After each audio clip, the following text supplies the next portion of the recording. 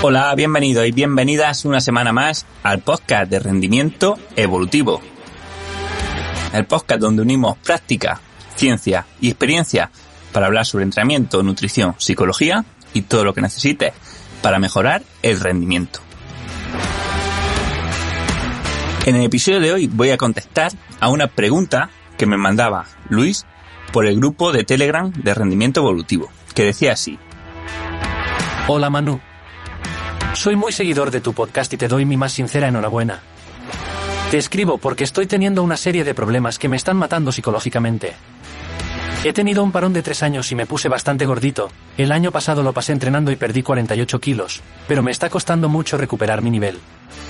¿Podrías hacer un podcast sobre lo difícil que es el retorno al ciclismo después de un parón de X tiempo, y cómo entrenar, sobre todo, comer con lógica para conseguir volver al mejor nivel y lograr los objetivos?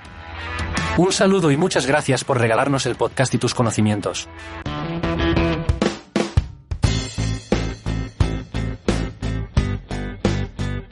Bueno, obviamente la pregunta la he narrado con inteligencia artificial, ya que estaba en texto. Pero bueno, vamos a tratar de responder la pregunta de Luis, porque es súper interesante y creo que es una situación en la que muchos estáis, ¿no? Aquí parece que hablo solamente para personas que buscan rendimiento, que están centradas en el deporte, y quizás ese ha sido un error que he tenido otras veces. Así que hoy va a ser un episodio diferente, pensando en ello, ¿no? En dar una respuesta a las personas que, oye, que venís de un problema, de una lesión o de unos años donde no habéis podido hacer deporte y queréis empezar, pero no sabéis cómo, o intentáis empezar, pero luego veis que no sois capaces de mantenerlo en el tiempo.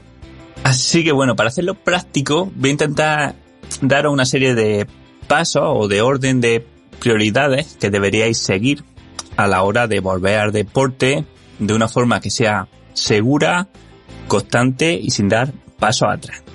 Para hacerlo más claro y práctico, lo voy a dividir en 3 partes, que serán los hábitos, el entrenamiento y la nutrición, pero son 3 partes inseparables que, como ahora veremos, pues unas se afectan a la otra. Bien, pues dicho eso, empezamos. Y empezamos por lo más importante. ¿Qué creéis que puede ser? Seguro que muchos estáis pensando en, oye, tiene que ser más tiempo en zona 2, empiezo con entrenamientos más cortos pero con mucha intensidad.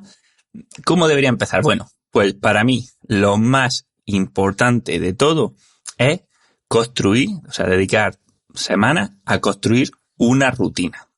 La rutina es la que hace que vayamos a tener éxito en el futuro o no. Si en cada momento tenemos que negociar con nosotros mismos, ponderar pros y contras de si me apetece o no me apetece, o si quiero o no quiero hacer ejercicio, es muy probable que lo acabemos dejando. Tener una rutina que cumplamos la mayoría de días es la que va a hacer que entrenemos esos días que no todo viene de cara o que la motivación no está al 100%. Tenemos que saber que al final el 90% del tiempo estamos en lo que se conoce la red neuronal por defecto, o sea, haciendo las cosas, teniendo los pensamientos, en definitiva, haciendo lo que nos sale de forma automática, sin que tengamos que ser conscientes nosotros de, oye, voy a hacer esto por X o por Y, ¿no? O sea, la mayoría de cosas que hacemos en nuestro día a día no las reflexionamos, sino que simplemente nos vienen. Mantener la rutina va a hacer que seamos capaces o que entrenar nos salga por defecto, o sea, que sea lo lógico, que comer sano sea lo lógico, lo esperable, o sea, el día que llego a casa, ¿qué ceno? No tengo que pensarlo, ceno lo que siempre ceno. Si siempre ceno mal, voy a cenar mal. Si siempre ceno bien, voy a cenar bien, de forma automática, ¿vale? No quiere decir que algún día me pueda salir de ahí porque tenga un compromiso, porque tenga X o Y, pero en la mayoría de ocasiones el construir esta rutina es la clave. Y si veis a la gente que lee mucho, o la gente que entrena mucho, la gente que come limpio, o sea, siempre es porque hay una rutina detrás. Y de hecho, la rutina, al final, con el paso del tiempo, lo que va haciendo es que te guste lo que haces. Cuando tú pasas meses o incluso años haciendo algo, lo conviertes parte de tu identidad. Es algo que te sale automático, que se te da bien porque lo llevas haciendo mucho tiempo, que te pide el cuerpo y que te nota incluso raro cuando no lo haces. Para hacer la rutina, lo primero es lo más sencillo.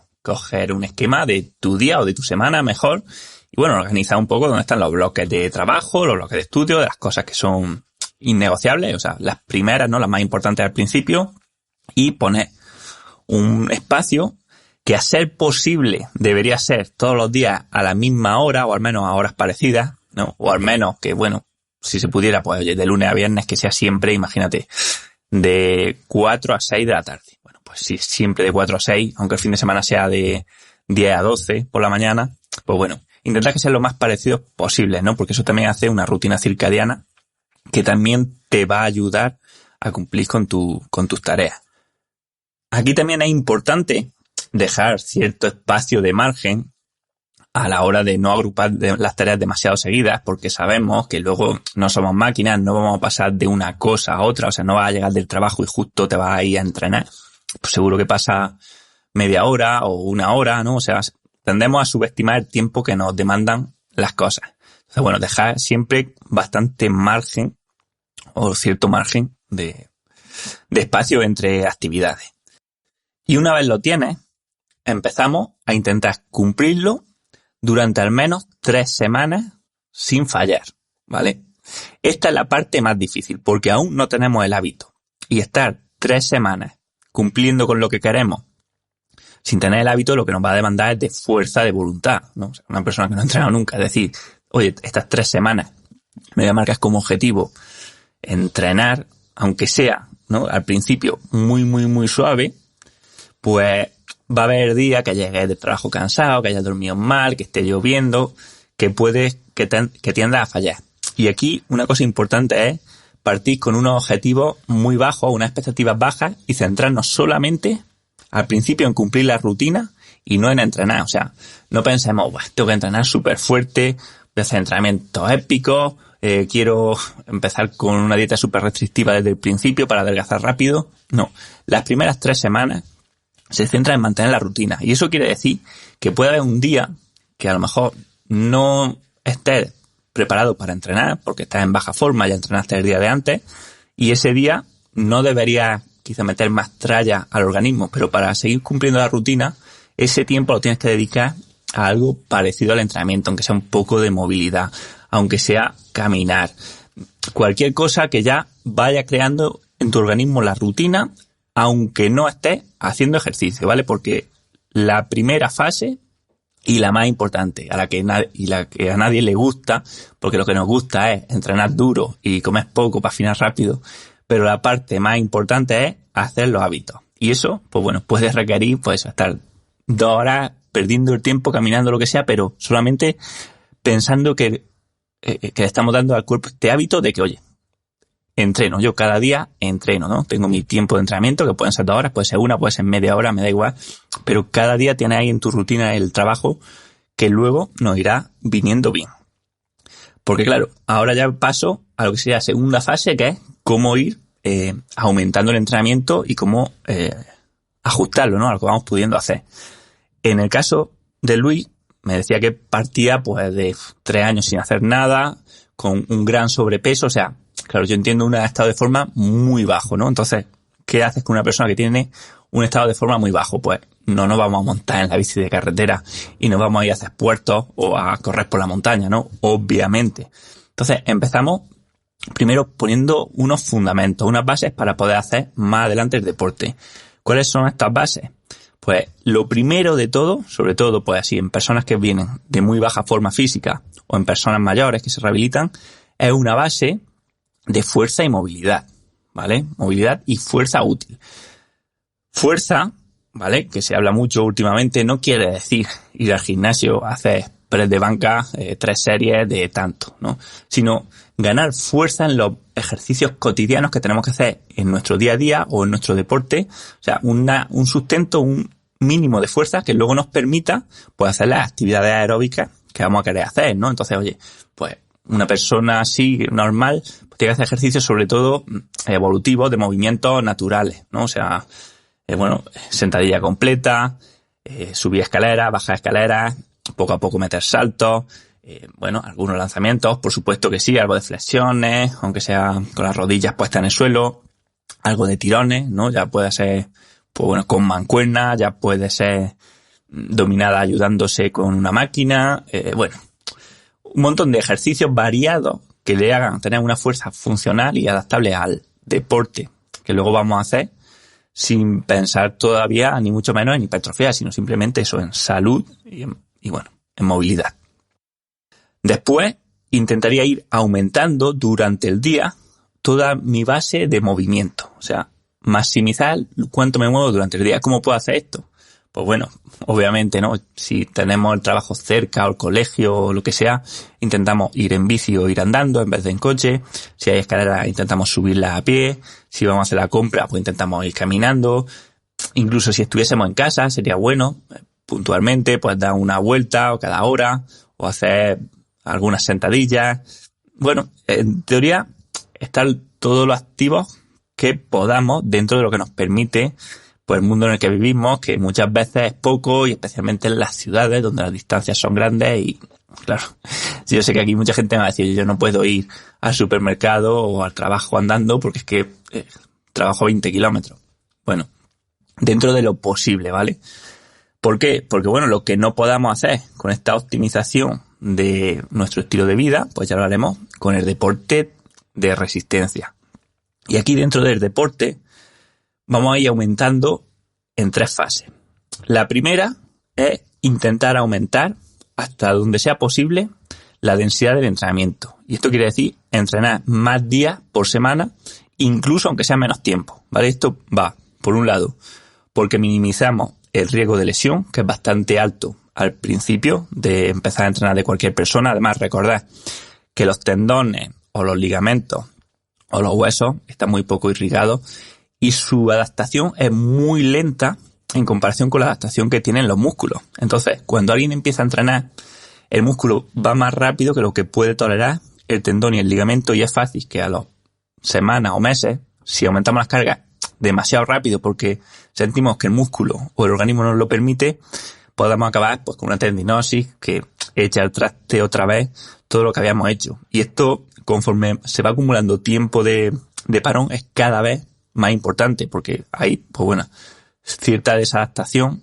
de los tejidos articulares, y es muy fácil o muy común ver que personas que han estado mucho tiempo paradas, sobre todo en ciertos deportes como la carrera, pues que al empezar a correr, cuando llevan unos pocos días, pues por un mecanismo de percolación, o sea, por una acumulación de microdaños, acaben llegando a una lesión que les vuelve a hacer parar, y así una y otra vez, ¿no? Estando en este ciclo donde sentimos que nunca podemos arrancar, ¿no? Porque intento arrancar y me lesiono y tengo que parar, y todo el trabajo como que se viene abajo, ¿no? Entonces hay que empezar mucho más precavidos de lo que creemos. O sea, si dudo entre si entreno o no entreno, por molestia o por fatiga, no entrenes, ¿vale? O sea, tienes mucho más que perder si te pasa y te lesionas que lo que puedes perder si un día haces de menos.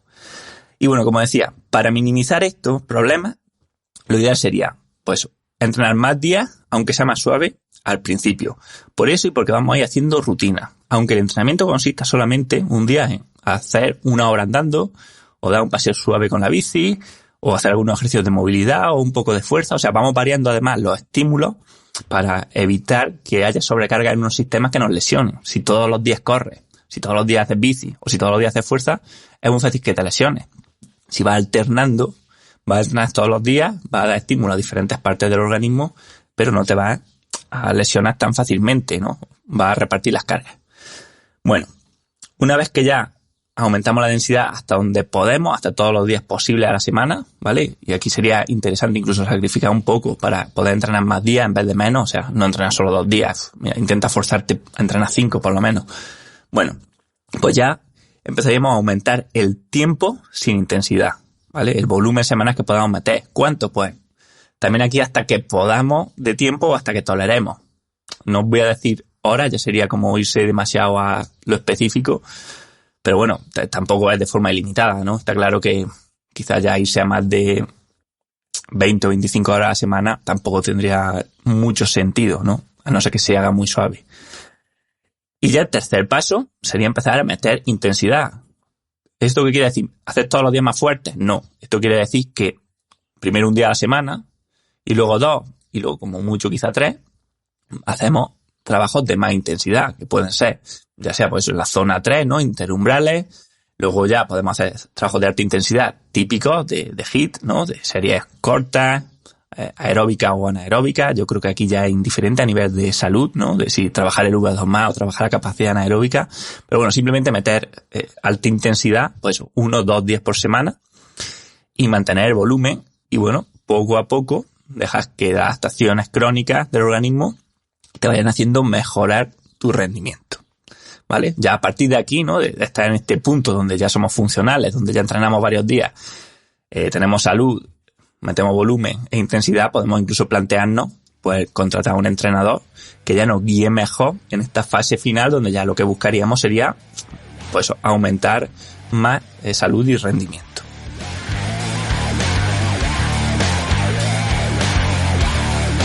Bueno, y dicho esto, falta otro problema de los de Luis, ¿no? Que me decía que había engordado un montón de kilos.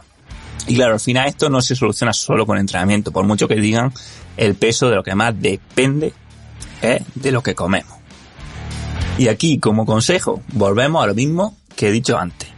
El paso número 1 para mejorar la nutrición es hacer rutina, ¿vale? Primero, ¿a qué me voy a referir con hacer rutina? Primero me olvidaría, no pienso en ayuno, no pienso a qué hora como, sino que el primer paso es que tú te acostumbres a comer comida real. O sea, comida que no tiene ultraprocesado, que no tiene sabores ultrapalatables, ¿no? Estos estímulos súper normales que nos hacen querer comer por gula, sino que sean alimentos lo más natural posible, lo más cercanos posible a lo que podría comer alguien en el Paleolítico o a lo que podría comer directamente tu abuelo en el pueblo, ¿vale?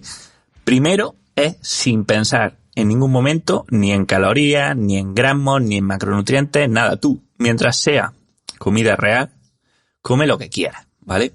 Punto. No cuentes, no midras, nada.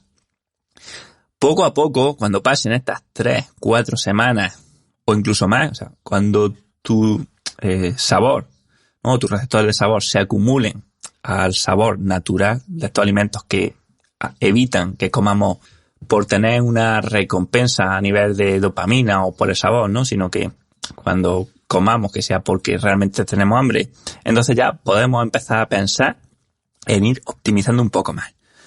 Primero podemos tener en cuenta un poco la composición de macronutrientes que estamos ingiriendo y ajustarla al entrenamiento. O sea, intentar meter más alimentos altos en hidratos de carbono, o sea, la patata cocida, arroz blanco, quinoa, etcétera, antes, ¿no? En las horas previas o el día previo a los entrenamientos más duros, y podemos intentar disminuirlo y aumentar la ingesta de otros nutrientes o más alta en fibra y verduras antes de los entrenamientos más suaves. Y luego una forma que puede evitar de muy buena manera que comamos en exceso, ¿no? O reducir las calorías que comemos al día, es implementar ayunos periódicos, ¿no? O ayunos intermitentes.